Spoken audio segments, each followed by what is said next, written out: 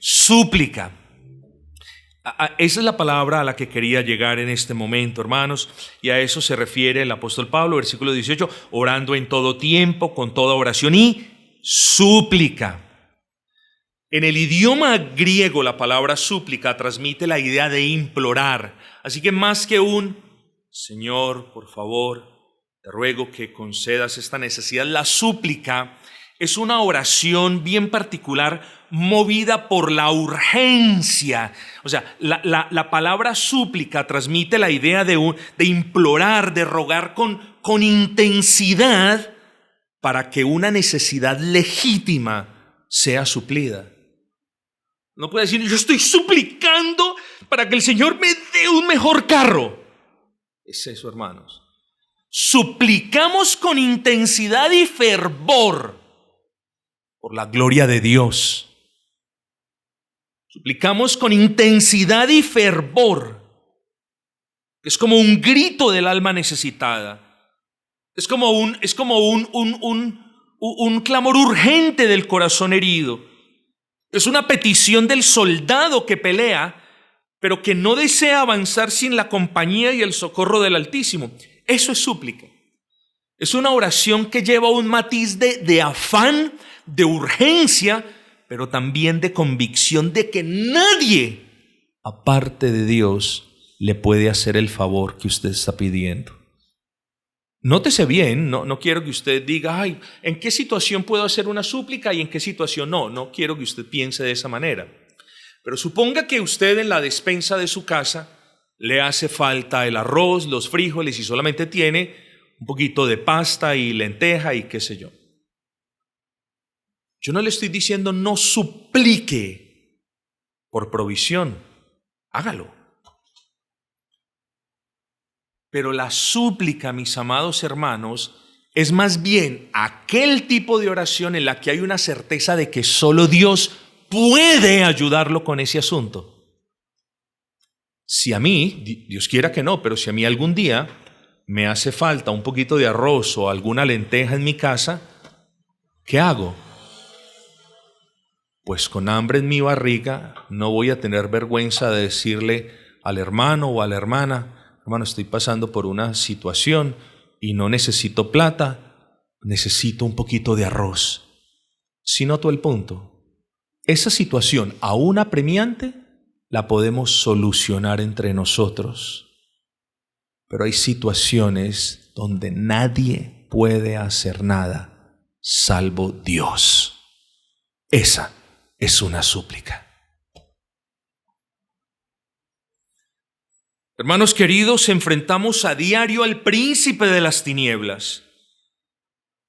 Enfrentamos a diario los ataques de sus ángeles perversos y de aquellos seres humanos a quienes esos ángeles perversos manejan a su antojo. En otras ocasiones atravesamos momentos difíciles. La situación se puede poner compleja, desesperante en ocasiones y angustiante la mayoría de las veces. ¿Y qué debemos hacer? Bueno, muchos huyen creyendo que estarán a salvo, pero ese no es el camino de la victoria. El camino de la victoria está en la súplica para que el Señor nos libere.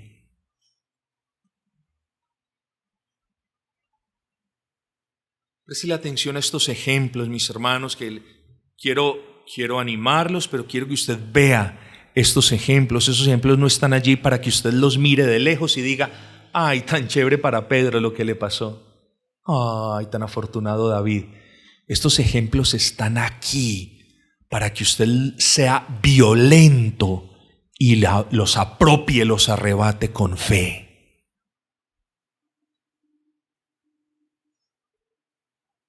En cierta ocasión, Pedro pasaba por una situación muy difícil.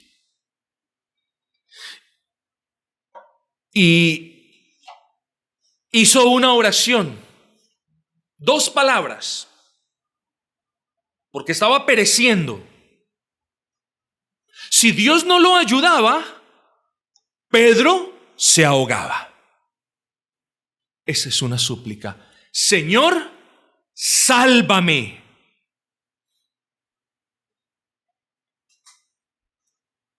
Mire lo que hace David.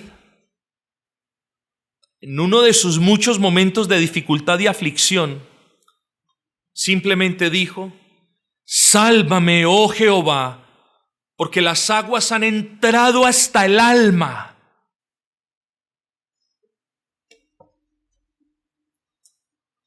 ¿A usted nunca le han entrado las aguas hasta el alma? A mí sí. Y vaya consuelo es saber que allí está Dios para rescatarte. Estoy hundido en cieno profundo donde no puedo ponerme de pie. Salmo 69, léaselo si quiere. Ya vamos. Miren lo que hizo Josafat. Aquí me van a tener paciencia. Miren lo que hizo Josafat cuando suplica ayuda del Señor. ¿Y qué era lo que sucedía? Pues tenía frente a él un ejército mucho más poderoso, mucho más preparado, mucho más numeroso, que quería acabar con él y con el pueblo. Y entonces, ¿qué hace el guerrero en ese caso? Vamos, que estamos bien equipados. No, señores. El soldado cristiano ora, porque su victoria depende del Altísimo. Y miren lo que dice Josafat. Oh Dios nuestro, está orando. Oh Dios nuestro, ¿no los vas a detener? Miren la confesión de Josafat. Somos impotentes ante este ejército poderoso que está a punto de atacarnos. Miren la humildad de Josafat en la oración. No sabemos qué hacer. Miren la dependencia de Josafat. Pero en ti buscamos ayuda. Segunda de Crónicas 20:12. Lea esa oración, estúdiela. Ahí hay bendición. ¿Y cómo respondió el Señor? El Espíritu del Señor desciende sobre un levita. Y aquí viene la respuesta para Josafat. Oíd, Judá, todo, y vosotros moradores de Jerusalén, y tú, rey Josafat. Miren cómo el Señor responde el clamor, la súplica para el soldado cristiano. Jehová os dice así: no temáis, ni os amedrentéis delante de esta multitud tan grande, porque no es vuestra la guerra, sino de Dios. Ojo con lo que viene. Les voy a decir qué no dice lo que viene. El versículo que a continuación vamos a leer no dice: ahora tranquilos, devuélvanse para sus casas tranquilitos, que yo soy el Señor, lo estoy diciendo con respeto, yo voy a pelear, yo ya miraré cómo hago, váyanse. No, señores. Ellos aún tenían la responsabilidad de empuñar la espada y de ir a pelear. Ojo con lo que les dice. Mañana descenderéis contra ellos. ¿Vieron por qué les dije ahora que la oración no es: ay, Señor, que yo no tenga batallas nunca en mi vida? No, la oración es: Señor, dame la victoria en cada batalla. Mañana descenderéis contra ellos. He aquí que ellos subirán por la cuesta de Cis y los hallaréis junto al arroyo antes del desierto de Jeruel. Versículo 17.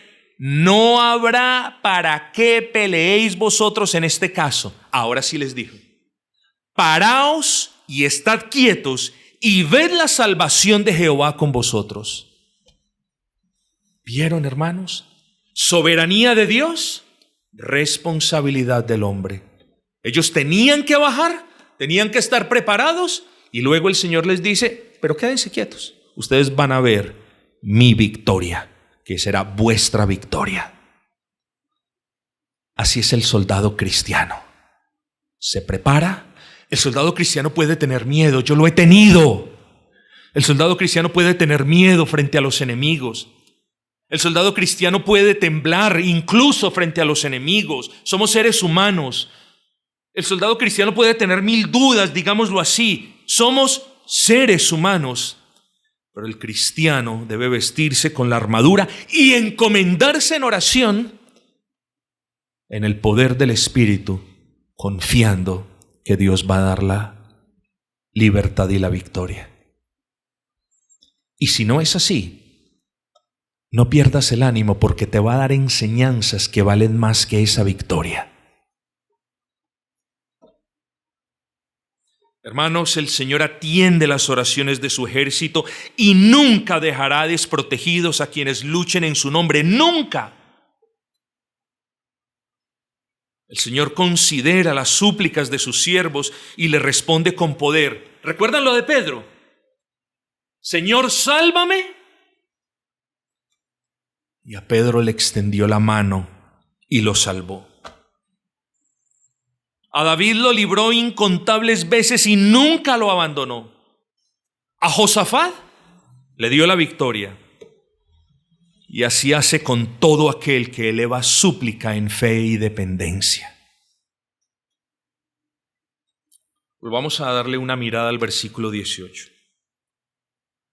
Orando en todo tiempo, con toda oración y súplica en el Espíritu. En el Espíritu. ¿Qué significa eso? Les voy a decir qué no significa. No significa hablar cuestiones confusas. No significa inventarse palabras y balbucearlas de manera que no se entiendan. Eso no es lo que quiere decir el Espíritu. Lo que Él tiene en mente es una oración guiada por el Espíritu Santo. Ojo con esto. ¿Qué es orar en el Espíritu? Pastor, quiero orar en el Espíritu, pero no sé cómo. Es sencillo, hermano.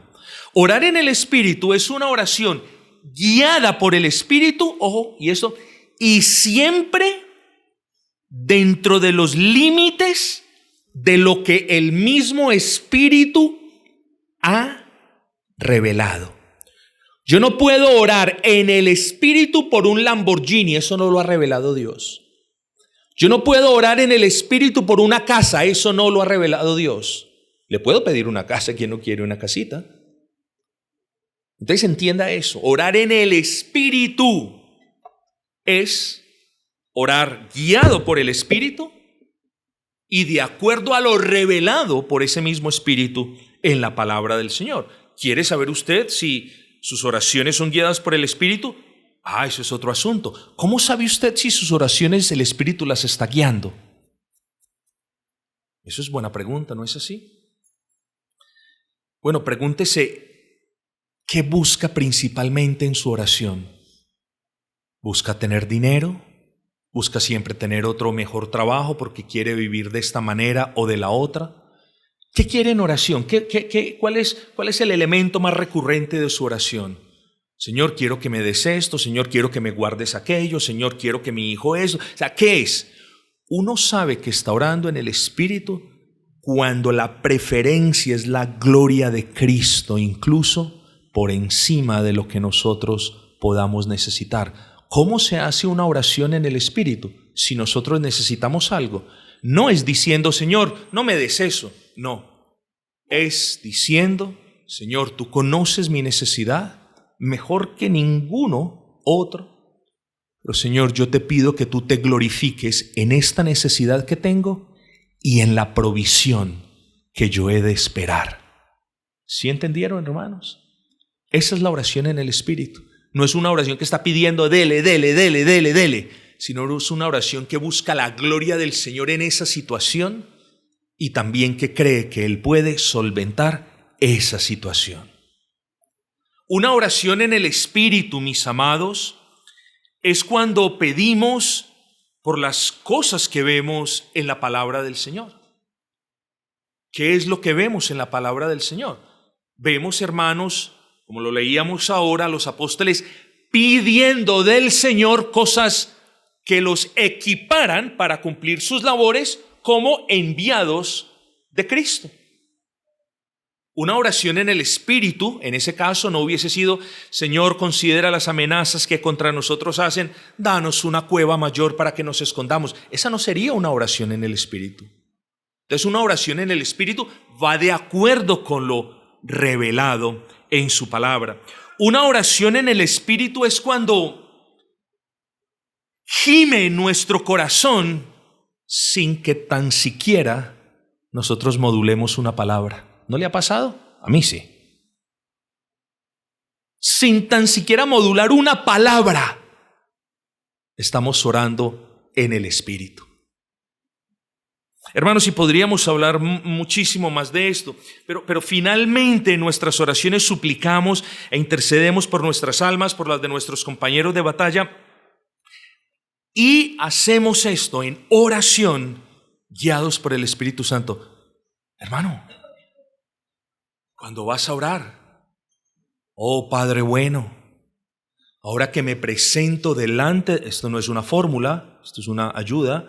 Padre bueno, ahora que me presento delante de ti en oración, por favor, envía tu Santo Espíritu para que me guíe en estas oraciones, porque quiero buscar tu gloria, Señor. Si tú argumente con el Señor, si tú no me envías tu Espíritu, voy a terminar orando por las mismas cosas de la misma manera. Refresca mi oración en tu Espíritu. ¿Por qué es tan importante, ojo, leer la palabra? Porque entre más leo la palabra del Señor, más argumentos vamos a tener para que nuestras oraciones sean agradables a Él. Oh Espíritu Santo, ayúdame a comprender lo que leo. Ilumíname lo que leo para que yo pueda saber pedir no lo que quiero, sino lo que conviene realmente. ¿Se acuerdan lo que nos dice Santiago? Que pedimos y pedimos y no tenemos. ¿Por qué? Porque no sabemos pedir. Porque pedimos para nuestros deleites. Porque pedimos para la carne. Orar en el Espíritu es buscar la gloria de Cristo, el beneficio de la iglesia, claro está, con ansias y de acuerdo con lo que dice la palabra. Tengo que cortar un poco, ustedes me perdonarán, hermanos. Este es un tema bastante hermoso y largo, por cierto, pero vámonos, hermanos, porque aún queda un poquito. Orando en todo tiempo, con toda oración y súplica en el Espíritu, y velando en ella con toda perseverancia y súplica. Nos vamos a saltar ese pedacito, perseverancia, es decir, que nosotros oremos de manera constante, perseverando. Recuerden ahora, si usted es una persona que no es disciplinada en sus hábitos, pídale al Señor que le conceda disciplina en sus hábitos. Señor, dame un tiempo para orar. Señor, dame un tiempo para acomodarme tranquilo, para clamar tu nombre. Dame un tiempo, Señor, enséñame a qué debo tener en cuenta a mis hermanos en las oraciones, la oración que nos encargó de repente el pastor. Debemos, hermanos, orar. Ahora, este que viene a continuación es otro de los puntos en los que fallamos los creyentes. ¿Por qué? Porque algunos creyentes son como los niños pequeños cuando oran. Yo, para mí, nosotros aquí, para mí, gracias, yo. Y lo que le sobre de la energía, también para mí. No, dice el apóstol Pablo, así no es. Así no es la oración de un soldado cristiano. ¿Y saben por qué no es así? Porque un soldado no es el batallón entero, es parte de todos los que pelean. Por tanto, le conviene a usted y a mí pedir por aquellos con los que batallamos hombro a hombro. Y eso es lo que dice el apóstol Pablo. Esto no es invención mía. Orando en todo tiempo y en todo lugar por todos los santos.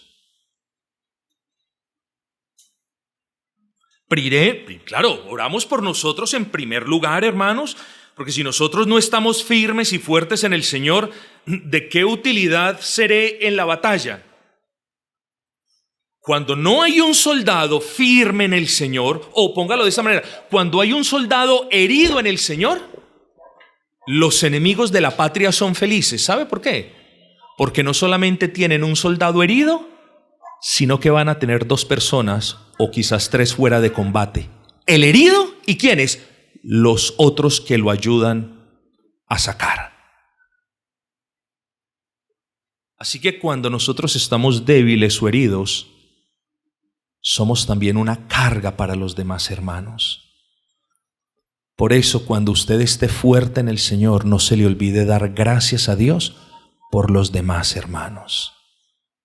Si no lo ha necesitado hoy, tranquilo. Algún día se va a sentir débil y herido y lo va a necesitar. Y es ahí cuando nuestras oraciones por todos los hermanos van a dar su fruto. ¿En qué? Que ellos están fuertes y me pueden sostener cuando yo estoy débil y herido.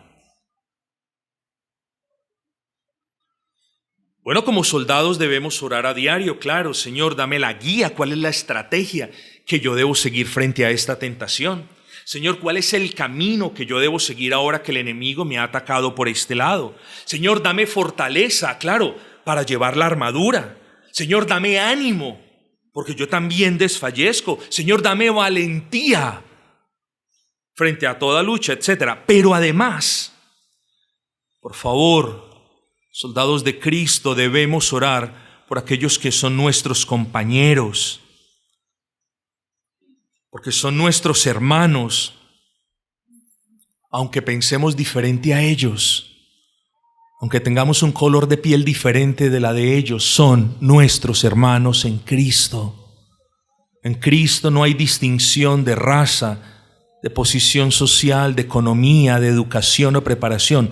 En Cristo todos somos hijos del Altísimo y a la vez todos pertenecemos a ese batallón que lucha. Entonces oremos por los hermanos. Hermanos, oremos por quienes están a nuestro lado y tienen corazones propensos al mal, tanto como nosotros. Oremos, hermanos, porque nada nos impulsa tanto a amar a los hermanos y a olvidar esas faltas menores que orar por ellos. En ocasiones, mis hermanos, la vida del soldado no depende de él mismo.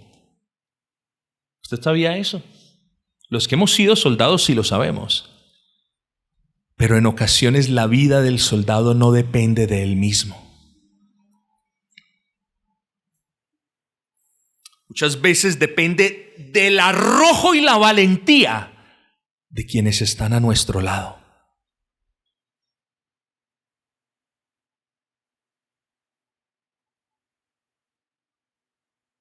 Oremos e intercedamos por todos los santos que están a nuestro lado.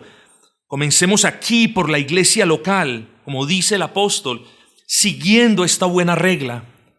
Toda cosa buena, toda fortaleza, toda gracia, toda sabiduría que necesitemos, que deseemos para nosotros, oremos por esas mismas cosas para nuestros hermanos.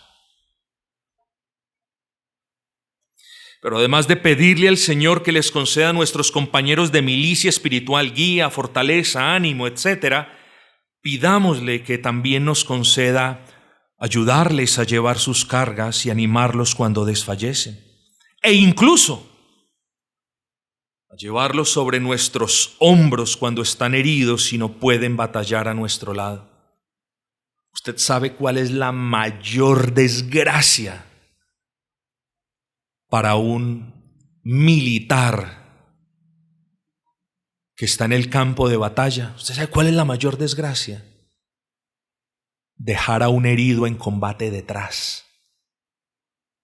Incluso dejar su cuerpo si ha fallecido. Esos son los que primero deberían montarse.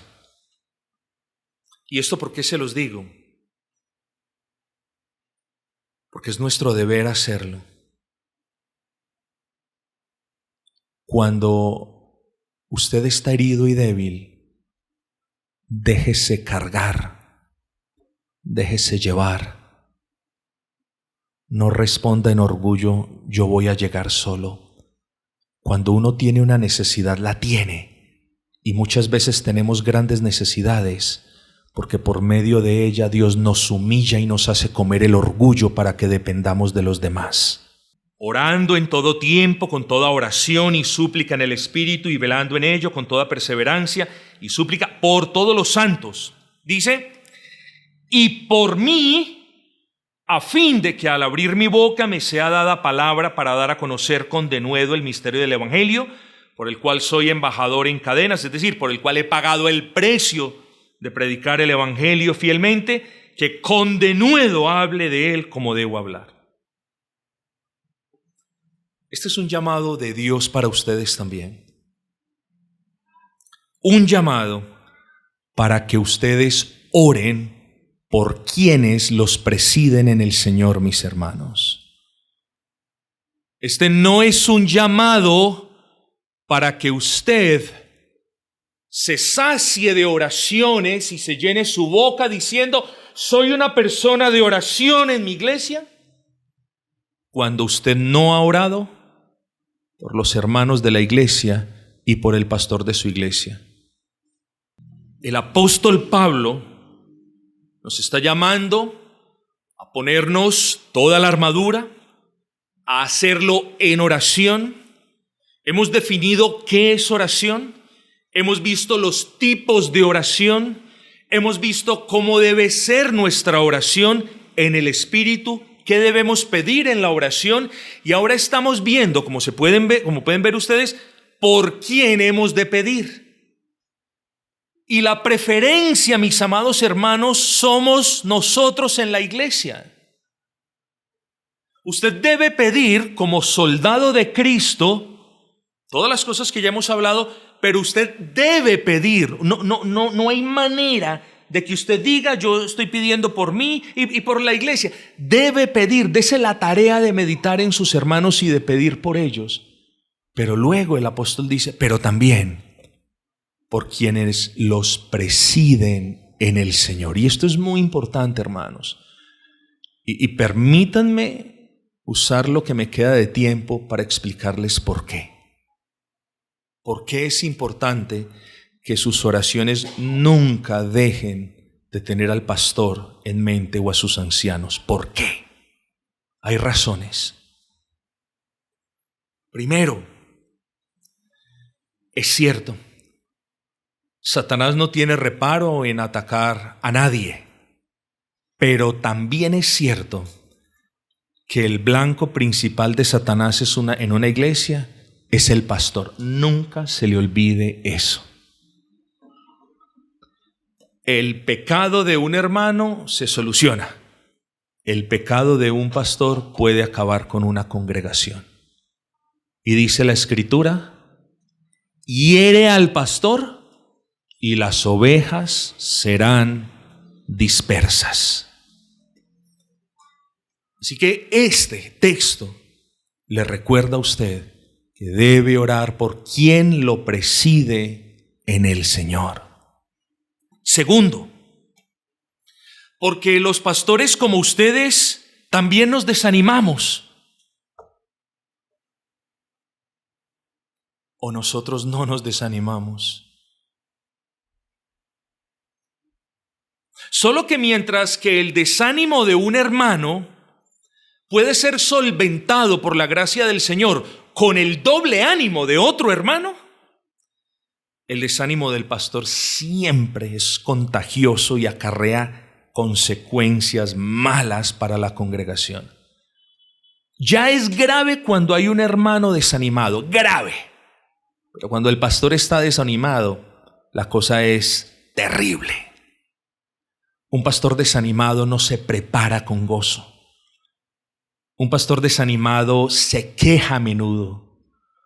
Un pastor desanimado no va a hacer su tarea con amor, la va a hacer como un asalariado con pesadez. Un pastor desanimado de que las ovejas no respondan los llamados, se va a cuestionar si el Señor está con él o no está con él. Un pastor se desanima cuando ve actitudes entre ustedes, hermanos, sentados ahí en sus sillas, mirando el reloj, o el otro haciendo caras. Un pastor se desanima con eso. Un pastor se desanima cuando trae instrucciones sencillas y la iglesia no obedece.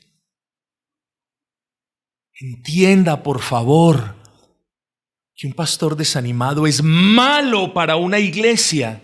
Y nosotros no estamos, ninguno de nosotros, ni en el llamado ni en la obligación de hacerle fiesticas y de traerle manzanitas y regalitos.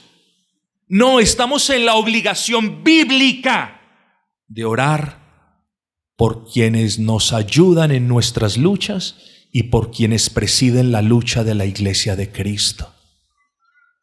Un pastor desanimado va a terminar siendo perjudicial para su alma, hermanos. Tercero, ore por su pastor, porque es imposible llevar a cabo el ministerio pastoral sin ayuda divina. Juan Calvino lo dijo de manera muy acertada. Dice: no hay nadie tan capacitado que no tenga necesidad de la asistencia del Espíritu Santo. Por tanto, quienes son llamados a enseñar deben ser sostenidos por las oraciones del pueblo. ¿Sostiene usted a su pastor todos los días? No, solamente el sábado que ya vamos a predicar. No, yo no me preparo el sábado por la tarde a la carrera. Todos los días yo estoy sentado preparando el alimento para el domingo. ¿Me sostiene usted en oración? Hermanos, como dice la Escritura, ¿quién es suficiente para estas cosas? Esta no es una clase de teología pastoral, pero quiero aprovechar, hermano, este momento hermoso que me concede la palabra. Y por mí, yo no soy el apóstol, pero soy quien los presido en el Señor. Hermanos, ¿quién es suficiente para estas cosas? ¿Quién puede decir, tranquilos que yo soy el pastor de la iglesia y yo lo hago? No, hermanos, hablar de estas cosas, hablar del pecado, corregir a un hermano, decirle a un hermano, tienes que hacer esto, exhortar a la hermana que haga lo otro, decirles, repetirles, eso drena el alma. Y si el Señor no es el que da la gracia al pastor, el pastor se va a desmoronar, hermanos. ¿Ustedes no han escuchado la expresión, este pastor se quemó? Hermanos, en Estados Unidos todos los días pastores de iglesias evangélicas se van porque no pueden más. ¿Quién es suficiente para esto? Yo no lo soy, por eso necesito de su oración. Cuarto, ore por sus ancianos, principalmente por su pastor, porque el demonio, aborrece el Dios del evangelio, aborrece el mismo evangelio que es poder de Dios para salvación y aborrece a todo el que predica el evangelio fielmente. Satanás ama, provee a todo el que predica el evangelio falsamente. A esos los llenas de riquezas, pero aborrece al que predica el evangelio verdaderamente. Hermano, este punto es tan importante para Pablo que a causa de esto él le pide oración a los hermanos de la iglesia de Colosa. Se los leo. Colosenses 4:3 dice: orando también al mismo tiempo por nosotros, para que el Señor nos abra puerta para la palabra. Hermanos, ¿oramos por instrumentalidad para el pastor? ¿O lo queremos ligado a que sea solo de bendición para nosotros? Hermanos, las buenas dádivas se comparten. La prioridad del pastor es la iglesia, no hay duda. Ayer me escribía una mujer en cierta ciudad, llorando, desesperada, y decía: pastor, estaba a punto de cometer una locura hasta que me encontré con una de sus prédicas. Y ahora mi vida tiene sentido. Yo no le quería contestar. Yo decía: gloria al Señor, gloria a Dios. Esa es instrumentalidad que el Señor le permite tener a su pastor, y eso es bueno para el reino de Cristo. Pablo le estaba pidiendo a los colosenses, les estaba diciendo: oren por nosotros para que se nos abran puertas para predicar la palabra. Ore por instrumentalidad para su pastor. Pero sobre todo, mire lo que pide Pablo más adelante: para que manifieste, es decir, para que predique el evangelio. ¿Cómo debo hacerlo? Y es lo mismo que nos dice Efesios. Dicen: para dar a conocer con denuedo el misterio del evangelio. Así que hay gran necesidad de que el evangelio sea predicado, sí, pero hay mayor necesidad de que sea predicado fielmente. Ore para que su ministro nunca se desvíe. Ustedes no tienen seguro nada, ni conmigo ni con ningún otro pastor. Si nosotros no nos desviamos es porque Dios es bueno, porque la gracia del Señor opera, pero también debería ser porque soy sostenido por las oraciones del pueblo, mis amados.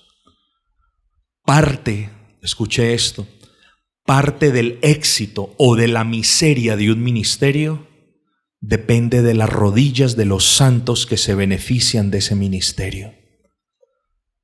Así que, mis amados hermanos, quinto punto: ore por su ministro, por favor, porque somos vasos frágiles con una carga inmensa. Usted sabe esta expresión vasos frágiles o vasijas frágiles, ¿a qué aludía el apóstol Pablo cuando hacía referencia a esto?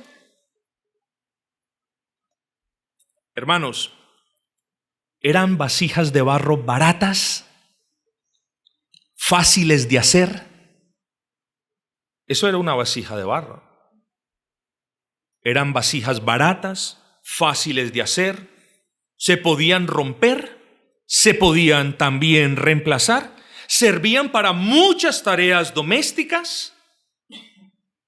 En ocasiones se guardaban cosas valiosas, pero la mayoría de las veces era para meter en ellas, sí, eso mismo, desechos orgánicos.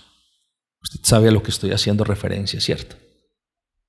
Desechos orgánicos, orines, basura y otras cosas que ellos tenían que botar muchas veces junto con la vasija o volverla a traer para purificarla. Y Pablo dice: eso soy. Y yo digo: eso soy. Somos vasijas baratas, de barro, reemplazables, que también nos quebramos y nos rompemos. Ore por esa vasija que Dios le ha dado, porque somos vasijas frágiles también, que nos tarjamos por la carga. Y una vasija frágil, tarjada, yo le digo: ¿para qué sirve? Para nada. Porque cuando le echa usted el agua se le va, y peor aún, cuando le echa el aceite también se iba. Así que oren, hermanos queridos, por favor, oren, porque la carga de nuestros ministerios es grande, hermanos, y los cuerpos se cansan, se tarjan, y las paredes de nuestras almas se agrietan, y eso es algo que pocos entienden, lo que vivimos. Pero, hermanos, no importa si usted entiende por lo que pasa el pastor o la carga del pastor, eso no importa. Simplemente el mensaje que podemos derivar es: ore por sus ministros, porque aún proclaman un mensaje glorioso y aún ejercen un oficio honroso, pero siendo meros mortales, estamos sujetos a flaquezas, hermanos. Segunda de Corintios 4:7. Pero tenemos este tesoro en vasos de barro. Así lo quiso el Señor, hermanos. Ore por su ministro. Y en último lugar, y con esto terminamos, ore porque a usted le conviene un púlpito firme, saludable. a usted le conviene que cada vez que se toque que se hable, que se le pida a Dios que nos traiga agua para el alma, no haya que pegarle a la roca, sino que la roca de ella fluya. A usted le conviene un púlpito firme, fiel, así que está dentro de nuestros intereses orar por eso. Porque el poder del púlpito está ligado a la oración del pueblo, y donde la iglesia ora por su pastor, Dios abre las puertas, derrama bendiciones y concede poder para que avancemos, hermanos. Entienda, por favor, que la efectividad del ministerio depende, como lo decía ahora, de la fidelidad de las rodillas que oran delante de Dios por su pastor. Hermanos, cierro con esto. Hermanos, qué tragedia que en unas iglesias traten a pastores como superhéroes. No, en las iglesias evangélicas ningún pastor es un superhéroe. Es un servidor dependiente de la gracia de Dios, pero es un servidor también que depende del respaldo espiritual que proviene de la intercesión de aquellos que presiden Cristo. Como alguien dijo, cuando las iglesias dejan de orar por sus ministros, vuelvo y lo repito, cuando las iglesias dejan de orar por sus ministros, los ministros dejan de ser una bendición para la iglesia. Yo hago mi parte. La pregunta es si estamos haciendo la parte de nosotros. He aquí, pues, mis amados, la oración en el contexto de la lucha cristiana. Quiera el Señor pasar de un par de buenas enseñanzas a la práctica. Porque las buenas enseñanzas las escuchan los oídos de los perversos, pero la práctica solamente la puede hacer alguien humilde, movido por la gracia de Dios. Quiera el Señor, hermanos, que estas enseñanzas redunden para bien de nuestras almas.